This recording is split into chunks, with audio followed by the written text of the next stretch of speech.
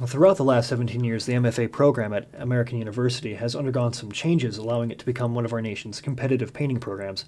This is largely because of the influence of Don Kimes. In our conversation, we discussed how the program evolved over the years, why he chose to work at American, and what he thought of the department when he first arrived in 1988. The school with absolutely the worst facilities, but I thought made probably the most potential was AU. They had 39 part-time graduate students sharing a space that was maybe around 700 or 800 square feet. And they had me do a critique, and everybody put their paintings up, and every painting looked the same as the painting next to it. I think you can't have a lot to say if all you can say is how to do what it is that you do. I'm just far more interested in teaching people how to think. When you begin with the student instead of with what's in your hip pocket, your process might be similar in what you do with a student, but every student's different. And so it doesn't come out the same. The way the student population changed was we didn't let anybody study part-time because we wanted to make it a really top program. In an effort to make the MFA program at American more successful, Don worked to mold the program into something similar to what he experienced at the New York Studio School. I was surrounded at the studio school by other serious students. The art world was getting big. It wasn't like the industry that it is now. It was possible to meet people like Christo or Clement Greenberg or Meyer Shapiro. In the years following Don's arrival to AU, he had influence over whom was hired in the faculty. By bringing artists Deborah Kahn and Stanley Lewis to the program, along with faculty member Ron Haney, the direction of the program began to take shape.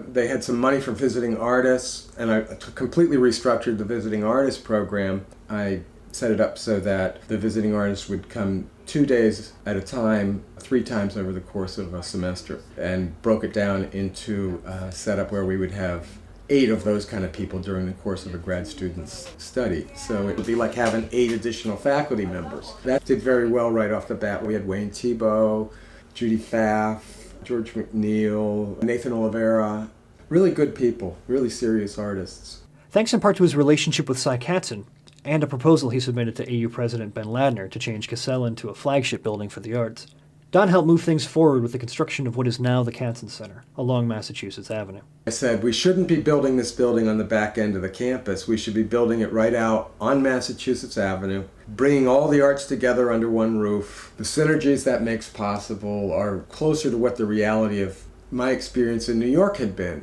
But the idea of constructing a new arts building had been long in the making, as Don learned after his first interview at AU. They were talking about building a new building. It was just around the corner at the time. Later, that was 1988, and later I found an article from 1960 that was about the new building that was just around the corner at the time.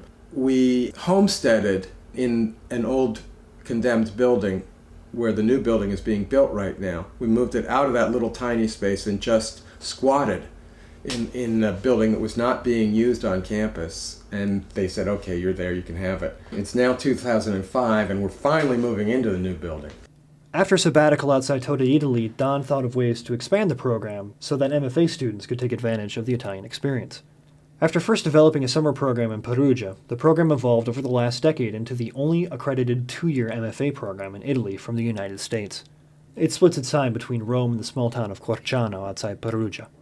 This program allows students the opportunity to explore the breadth of Italian art, from the surviving art and architecture of antiquity, through the Renaissance and Baroque, and into more contemporary realms of arte povera.